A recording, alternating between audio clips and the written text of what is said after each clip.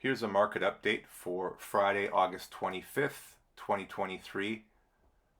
Why the Fed won't and can't raise rates much higher.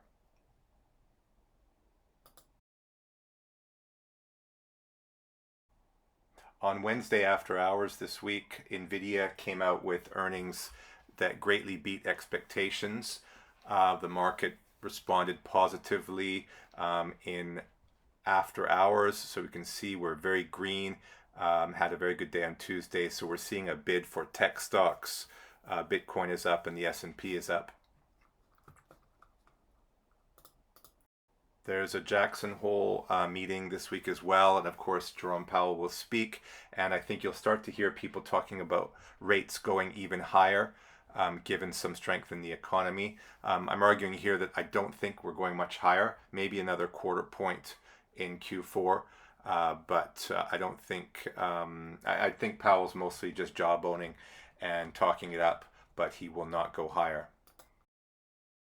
Here's the historical chart of the Fed funds rate. You can see at the very far right, we're at 5.25% to 5.5%, and we're right on where we were in 2006 before a big recession and then the crash of 2008 and 2009.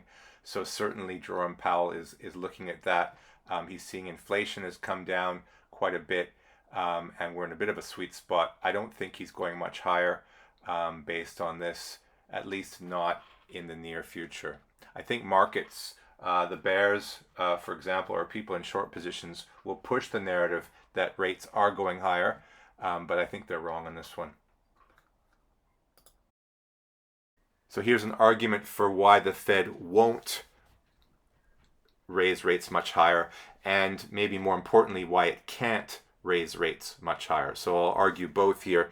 So number one, they've already met their mandate. Inflation has fallen from 9.1% to below 3%, and jobs are strong. So they're kind of in this sweet spot. Jerome Powell might have actually pulled this off.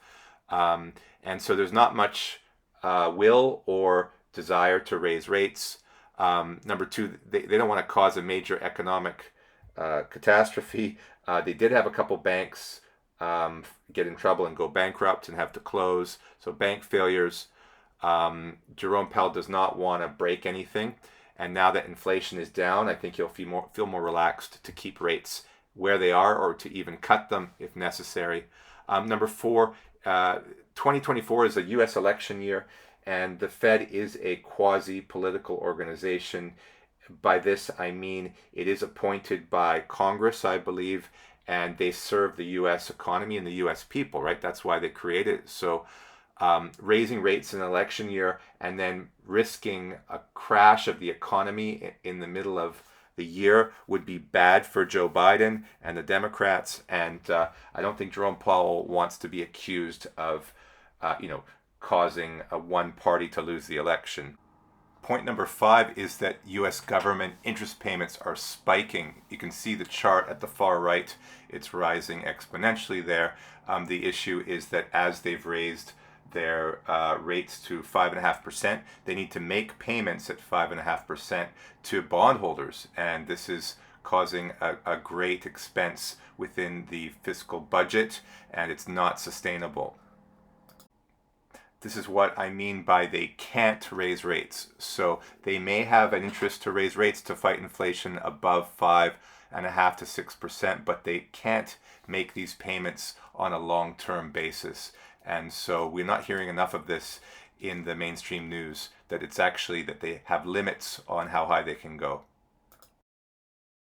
Point number 6.